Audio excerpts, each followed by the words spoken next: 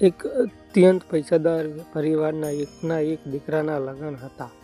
એકમાત્ર સંતાન હોવાથી દીકરાના માતા પિતાએ ધામધૂમથી લગ્ન ઉજવવાનું નક્કી કરેલું. લગ્નમાં સામેલ થનાર તમામ લોકોને કંઈક ભેટ આપી એવું નક્કી થયું. એક દિવસ પતિ પત્ની બંને સાથે બેસીને કોને કોને શું ભેટ આપવી એની ચર્ચા કરી રહ્યા હતા. લાંબી ચર્ચાના અંતે એવું નક્કી થયું કે લગ્નમાં આવનાર તમામ સ્ત્રીઓને એક સાડી અને તમામ પુરુષોને એક સૂટ ભેટમાં આપવું. મેનેજરને બોલાવીને આદેશ આપ્યો, લગ્નમાં આવનાર મહેમાનને માટે 500 સાડી અને 500 સૂટના કાપડનો ઓર્ડર આપી દો. મારા લાડકા દીકરાના લગ્ન છે એટલે સાડી અને સૂટ મોંઘામાં મોંઘા હોય એવા લેવાના છે. એમાં પણ જરા પણ કંજોસાઈ ના કરો. મેનેજર જતા હતા એટલે શેઠાણી એને અટકાવીને કહ્યું, તમે થોડી સાડી અને સૂટ સસ્તા હોય એવા પણ લેજો. શેઠે કહ્યું, કેમ એવું? શેઠાણીએ કહ્યું, ઘરના નોકરને જે ભેટ આપીશું એ બહુ મોંઘી આપવાની જરૂર નથી. એમને તો સસ્તી આપીએ તો પણ ચાલે.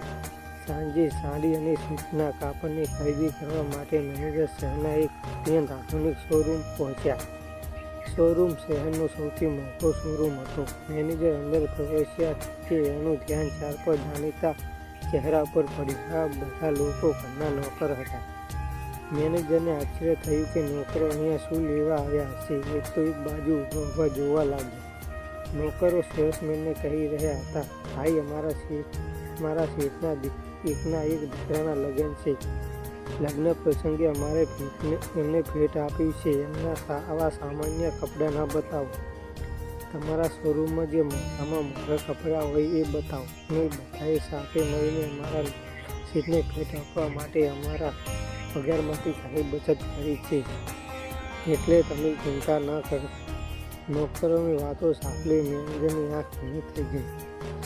બોસ, હું તો આપણે માણસોના હૃદય જોઈ નહીં પરંતુ એના હોદ્દા જોઈને ભેટ આપી છે. જો આપણને મોટા હોદ્દા પર બેઠેલા માણસોને નાની ભેટ આપવાથી શરમ આવતી હોય તો પછી મોટા હૃદયના માણસોને નાની ભેટ કેમ શરમ આવતી હશે?